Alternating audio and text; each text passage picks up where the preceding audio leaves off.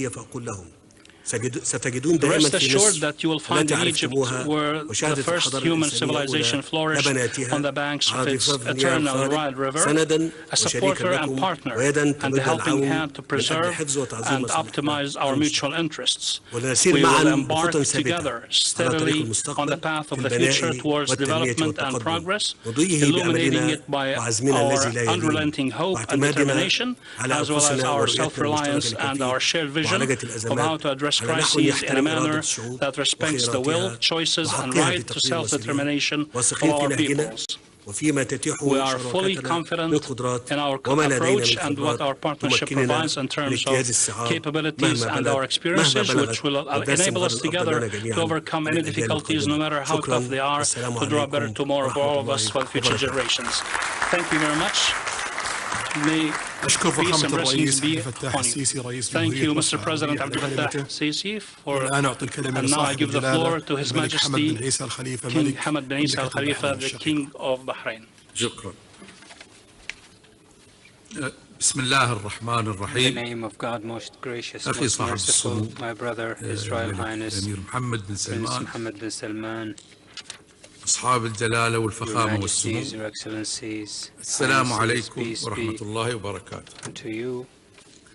يسرنا بداية أن نعرب عن gives us تهانينا great pleasure القلبية to لخادم الحرمين extend our الشريفين congratulations الملك to the سلمان custodian بن of the عبد two العزيز آل Honorable King سعود Salman bin Abdul Aziz Al عاهل Saud, المملكة the العربية King السعودية of the Kingdom الشقيقة of Saudi Arabia, على النجاح on المتميز the في success موسم الحج of لهذا the العام، Hajj season, pilgrimage season for معربين this عن year, خالص الشكر expressing والامتنان our gratitude على دعوته الكريمة for لهذه their القمة invitation الاستثنائية for this extraordinary التي summit تمثل فرصة that طيبة represent a chance لتوثيق علاقات to الصداقة التاريخية reinforce the وتكريس historic الشراكة relations الاستراتيجية and بين دولنا strengthen the والولايات strategic المتحدة relationship between our countries and the United الأمريكية States, الصديقة a friendly United بقيادة States فخامة led by الرئيس President جو بايدن، Joe Biden, وتدارس الحلول and to لتحقيق السلام review the والتنمية solutions to لكافة achieve شعوب development الشرق and الأوسط sustainability for the بمواجهة countries of the مشتركة Middle East to commonly للتحديات face all the التي challenges that threaten الاستقرار stability, regional والأمن stability, والسلم security الدوليين and international peace والمصالح العالمية. and the international interests. إن منطقة الشرق الأوسط The Middle East ذات region المكانة has الاستراتيجية a strategic الدولية المهمة location in the world, عانت على مدى سنوات suffered for many ولا years تزال and still من does ظروف سياسية from political وأمنية conditions, واقتصادية security صعبة. conditions and difficult economic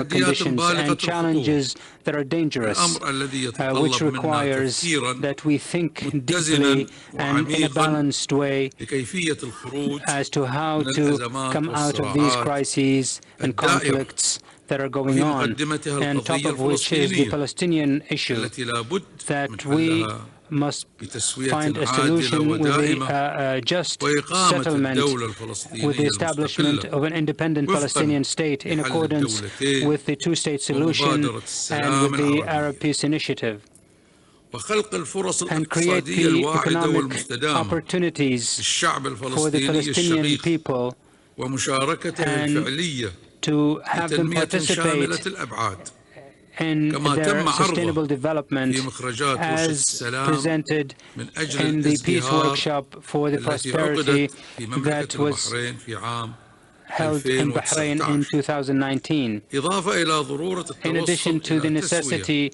to reach a settlement, a political settlement for the Yemeni crisis and the continuity of the humanitarian efforts and development efforts for the Yemeni people. ويبقى التدخل المباشر في And الشؤون الداخلية the للدول interference in the internal affairs of other countries is among the most dangerous issues that go against the international laws, and it is time to unify all the efforts to stop these interferences in respect of the sovereignty of states and their religious and cultural values and its civilizational experience, and to promote coexistence and peaceful coexistence and mutual effort, joint efforts to make the Middle East a zone free of weapons of mass destruction, and to combat terrorism and the radicalism and the armed groups that go against the law. Preserving peace and security in the region requires that we cooperate and work together in response for our people's call for peace and prosperity. And in this context, we emphasize the importance of the continuity to work for the joint maritime forces and to create additional forces to view as their important role in preserving the international sea lanes and protecting the oil supplies and the Hormuz Straits and Bab el-Mandeb Straits. And we highly appreciate the cooperation, the constructive cooperation between our naval forces and the 5th Navy of the U.S. For more than 75 years in the Kingdom of Bahrain. On this context, we emphasize the importance of the increase of the efforts to create stability in oil markets, including the increase of investments to promote explorations and refinement and use new technologies that will contribute to the support of sustainable economic growth and to face inflation. And we should not ignore the importance to promote all the efforts and initiatives to export wheat and to safeguard their arrival in the international markets and validate the initiatives to help the less fortunate countries. We look forward with hope and optimism that this summit will reach constructive and fruitful results that will reinforce the joint work and strengthen the bonds of friendship among our countries so we can face the political and security challenges and the economic challenges and environmental challenges and achieve peace and security and create a strong bond that will meet the requirements of the present and the future. We pray to God Almighty to guide us to whatever is good for our countries and our peoples, and peace be unto you.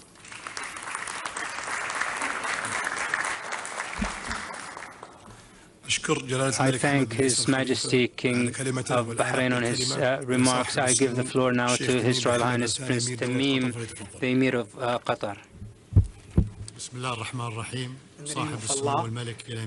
Your Royal Highness Crown Prince Mohammed ibn Salman of Saudi Arabia, Your Excellency President Joe Biden, Your Majesty's Excellencies and Highnesses. At the outset, I'm pleased to extend my sincere thanks and appreciation to the custodian of the two holy mosques, King Salman bin Abdulaziz Al Saud, and the Crown Prince for hosting this important summit and for the cordial reception and organization to make this summit a success.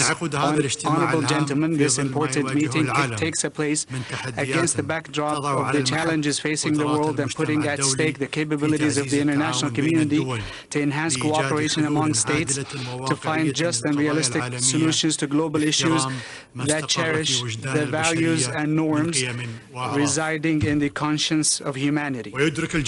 Everyone realizes that there is no security or stability, neither development among conflicts. Invoking the provisions of international law and the Charter of the United Nations by the parties to the conflict saves their peoples, humanity, and as a whole, many victims and tragedies.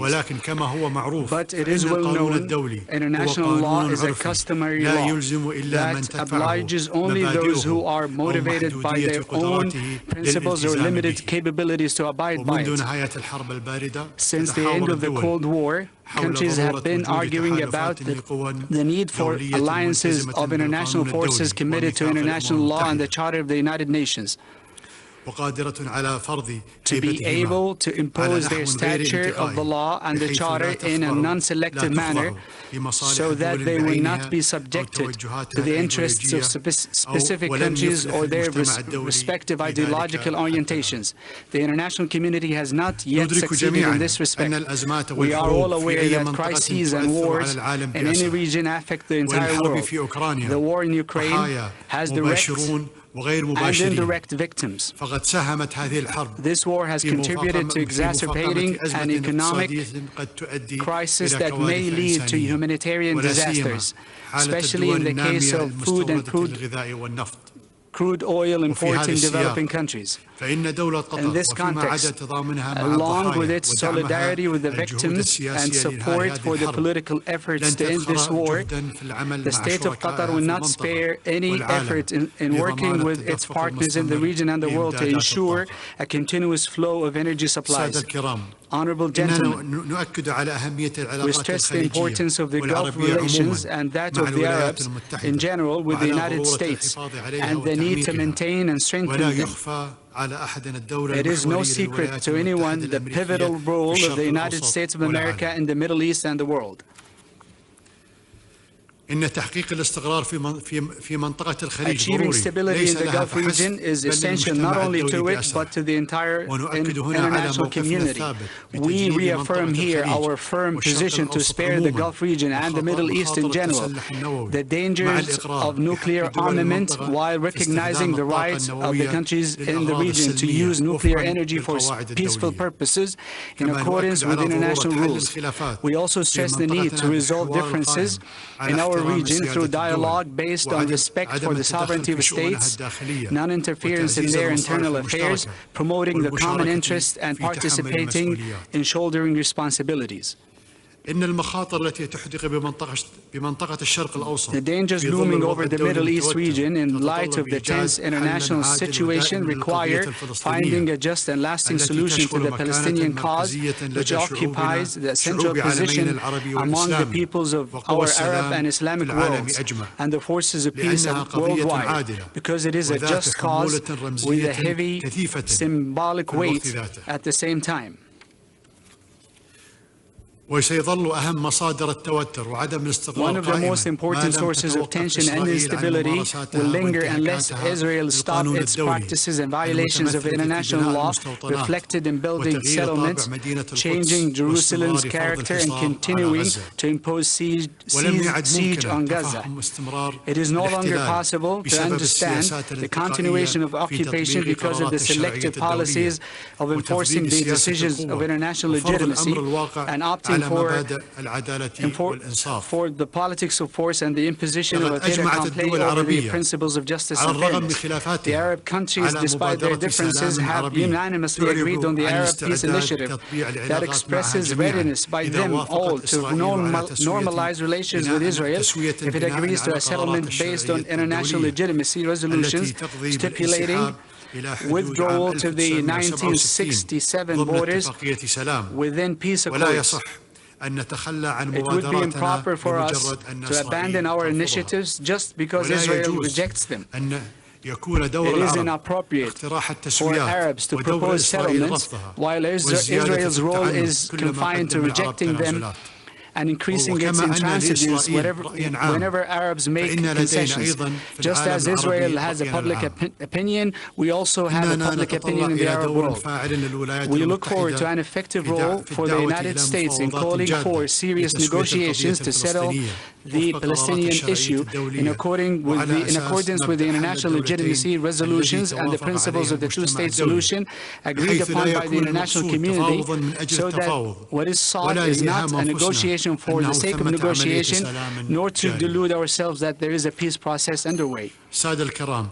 Honorable gentlemen, we value the truce between the Yemeni parties and the Kingdom of Saudi Arabia initiative for putting it forward, and we look forward to its continuation until a solution to this crisis is reached in accordance with the Gulf Initiative and its executive mechanism and the outcomes of the Yemeni national dialogue and relevant security national resolutions.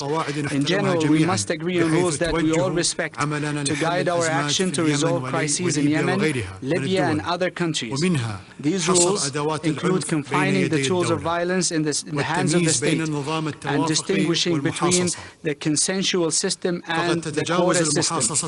The quota system may go beyond partnership and political representation to sharing the state and its institutions as if they were spoils, in a way that would cripple and render them unable to carry out their functions. These principles also serve as a steering guide in Iraq and Lebanon, which are experiencing crises of another kind. As for Syria, It's not plausible to accept the fait accompli, which means the continuation of the terrible injustice to which the Syrian people are subjected. We must all act to reach a political solution in accordance with the Geneva I communique resolutions in order to achieve the legitimate aspirations of the Syrian people. Beyond our regional responsibilities, we're not oblivious to the responsibility to participate in addressing the challenges facing all humanity, including the issue of climate change. We hope that the upcoming COP27 United Nations Climate Change Conference in the Arab Republic of Egypt will fulfill the expectations of the international community in this regard. I pray to Almighty God to culminate the deliberations of this summit in success. May Allah's peace be with you. I thank His Highness Sheikh Tamim Al Thani. Now I give the floor to the Prime Minister Mustafa Al Kadhimi, Prime Minister of Iraq. In the name of God, most gracious, most merciful, my brother, His Royal Highness Prince Mohammed bin Salman bin Abdul Aziz Al Saud, Crown Prince of the Kingdom of Saudi Arabia, President Joe Biden, President of the United States of America, Your Highnesses, Your Excellencies, peace be with you. It is my pleasure to extend my thanks and gratitude to our brothers in Saudi Arabia, the King and his people, for their hospitality, and that we hope will lead to in very extreme circumstances, with the aspirations of people with the language of brotherhood and peace that will guarantee honorable living for the people. Iraq, with the help of his neighbors, with its neighbors, were able to achieve victory over Daesh. We still have the chance to uproot the roots of terrorism, and we need all the assistance of regional and international to create an international strategy to combat terrorism and dry the swamps of terrorism through the exchange of information and expertise. The dangers that have been created by the Ukraine crisis require intensifying the international efforts to find solutions and unify all the efforts to achieve food security and guarantee the oil supplies in the Middle East. The Middle East have suffered tangibly from the climate change and the water crisis and desertification, in addition to the health issues like COVID-19. All of these require that we move together to confront these challenges. Your Excellencies, Highnesses, the democratic system in Iraq is almost 2 decades after decades of dictatorship, and this young democracy is still making progress despite the challenges. But we still, there are political issues, political challenges, and elections which necessitate preserving the democratic values in everyday life, which is something that necessitates more time and the accumulation of expertise. After we have gone beyond the Daesh phase, our forces, security and military forces, are in a development phase to preserve the security of Iraq. We plan to further coordinate and with all the brothers in the region that will serve our peoples and serve the countries of the region.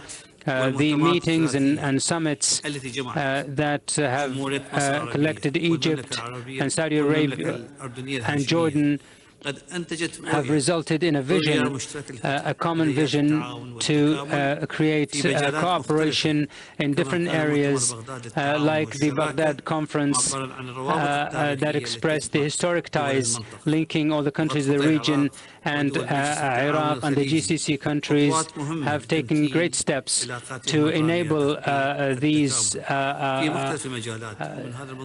achievements, and we have achieved a number of agreements to create electricity connectivity with Saudi Arabia and the GCC countries, and we also have electricity connectivity with Jordan and Egypt.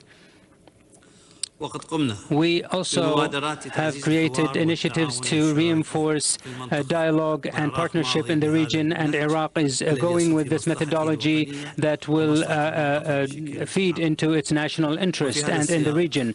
In this context, Iraq continues the dialogue in order to keep away the weapons of mass destruction in the Middle East and make it a safe place for the interests of the region, the countries of the region and the world. In this regard, we look for a fair and just solution for the Palestinian issue, and to meet the aspirations of the Palestinian people, and to stop all the aggression against the Palestinian people. Iraq guarantees that the solution of this conflict is through the international legitimacy, which is the only way to achieve stability in the region. Iraq also supports the Yemeni truce that is ongoing, which is a temporary solution that will bring about an end to the conflict. Iraq also supports the regional international efforts to bring an end to the Syrian crisis, hoping to end this absurd war. And this will create bonds that will bring stability back to this country. In terms of environment cooperation, I would like to remind that Iraq is an important producer for oil, but this will increase our challenges, environmental challenges. We must work fast in order to utilize gas that is burnt at the oil fields to create investments in alternative energy. Our countries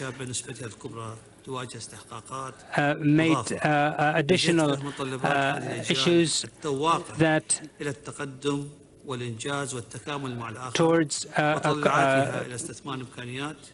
investment and changing the challenges to opportunities. In this context, Iraq suggests creating a Middle East Bank for Development and integration with the help of GCC, Jordan and Egypt, and to be involved in local development and infrastructures that will help in linking the economies of the region with its priority as developing the local electricity connectivity and the gas and road networks and heavy industries, as financing the projects in water projects and to fight the desertification.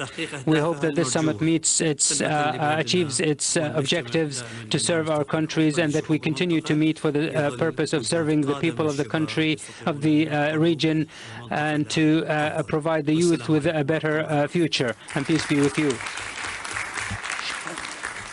I thank you, Mr. Prime Minister, for your remarks. I give now the floor. To Sheikh Mish'al al-Sabah from the state of Kuwait. In the name of Allah, praise are due to Allah. Peace and blessings be upon His Prophet Muhammad and his household. Custodian of the two holy mosques, dear brother King Salman bin Abdul Aziz Al Saud, His Excellency President Joe Biden, President of the United States of America, Majesties, Highnesses, Excellencies, honorable gentlemen, peace be with you. It is my pleasure in the beginning, here in Jeddah, which is the main gate to the most holy ground on earth, Mecca al-Mukarramah, to represent His Highness Emir of Kuwait, Sheikh Nawaf Al-Ahmed Al-Jabr Al-Sabah, and it is my honor to convey our brotherly regards to his brothers, to their Majesties, Highnesses, and his best wishes of success to this summit. It is my great pleasure to express my thanks and gratitude to my brother, custodian of the two holy mosques, King Salman bin Abdul Aziz Al Saud, King of the Kingdom of Saudi Arabia. May Allah protect him. And to my brother, His Royal Highness Mohammed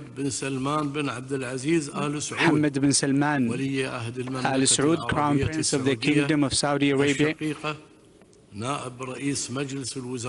Deputy Prime Minister, Minister of Defense, and to the government and people of brotherly Kingdom of Saudi Arabia for the warm reception and hospitality and well-organized summit, the fourth summit, which is an important summit between the GCC countries and with the presence of the United States, which we have historical relations and deep ties and strategic mutual ties, especially in light of these challenges and extraordinary circumstances that the region is going through, political challenges, security challenges, economic challenges.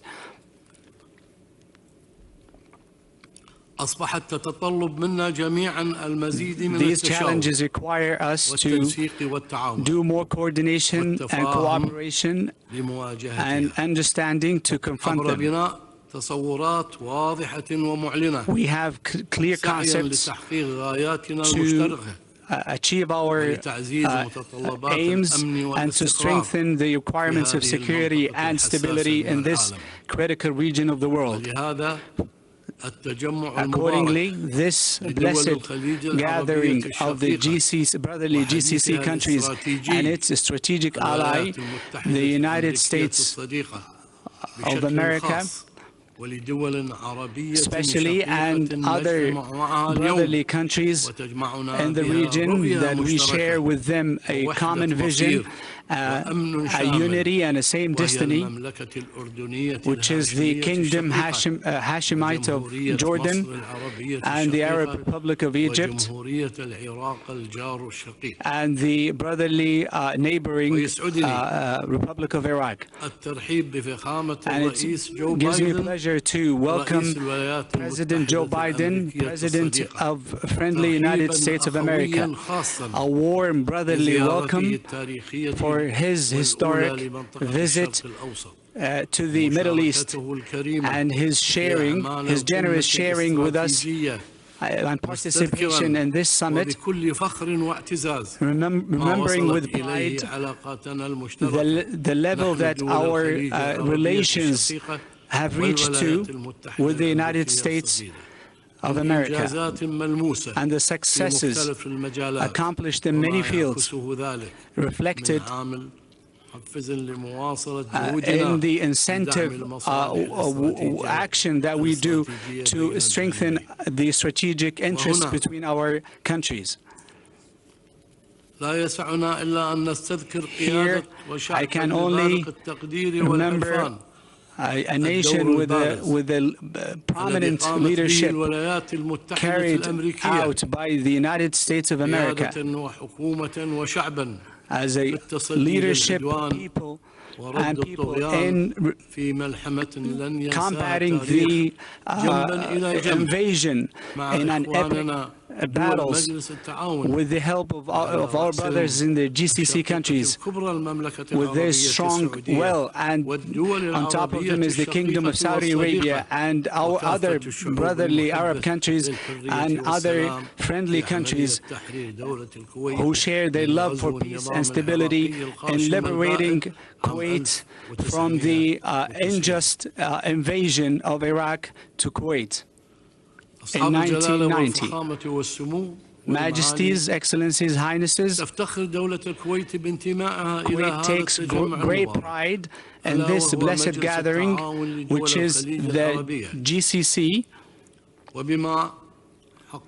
and it takes pride in the successes of this brotherly entity, of the achievements accomplished through decades and years, four decades, where our brothers in the GCC demonstrated their strong ties through blood, religion, and a shared destiny,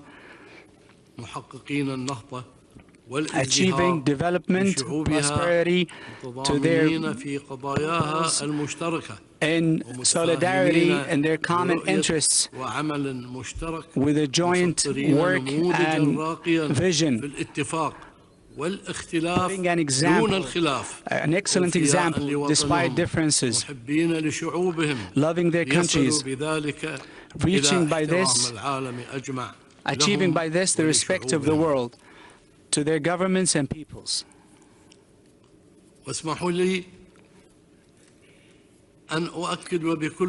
Allow me to affirm with confidence that we in the GCC will continue in our benevolent efforts to strengthen this strategic partnership with the United States of America, based on our belief on its necessity and importance in light of actions that require our unity and closeness and standing in unity. We follow closely the levels of cooperation between the GCC and the United States, which have witnessed an excellent strengthening, and will try to take it to higher levels on all fronts and levels.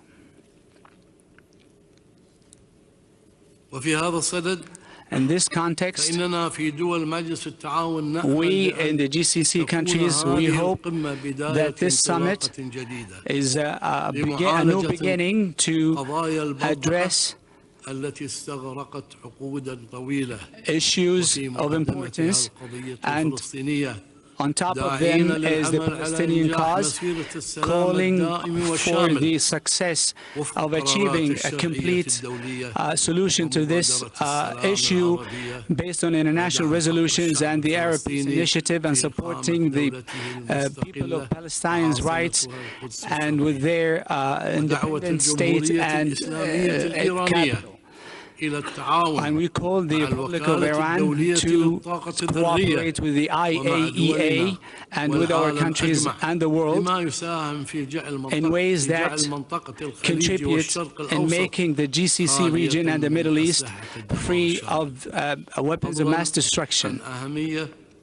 And it is important to continue joint work to repel and deter terrorist attacks on civilian facilities and vital regions in the Kingdom of Saudi Arabia and the United Arab Emirates, and to curb the threat to maritime navigations.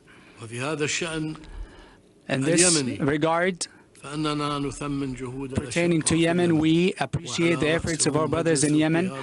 On top of them is the Leadership Council and its supporting entities, and we affirm our complete support to their efforts to achieve security and stability in Yemen. And we are driven by hope for the unified efforts to tackle the humanitarian conditions in our region, especially developments in Iraq, Syria, Libya, Lebanon, Afghanistan, and other regional issues that still cast its shadow on the stability of the security of the region. Regarding the Russian-Ukrainian crisis, we affirm our principled position based on the international laws and the UN Charter, and respecting the international law, which are based on the sovereignty of states and territorial integrity and political stability and non-interference in their internal affairs, and not using force or threats. In conclusion, I would like to express the aspirations of my country, which is small in geography but big in its ambitions and hopes, driven by the hopes of its people for peace and humanitarian work, and a strong country in its cooperation in working with, and it's looking forward to a world with hope and stability and achieving the aspirations of all people, and that everybody in the world unites against conflicts and disputes to face challenges and threats that surround us, and we should remember the blessings of Allah upon us and the importance of keeping these wealths and blessings, and we pray to Allah to guide us and make our efforts successful and to make our peoples prosperous. Peace be with you. I thank His Highness Sheikh.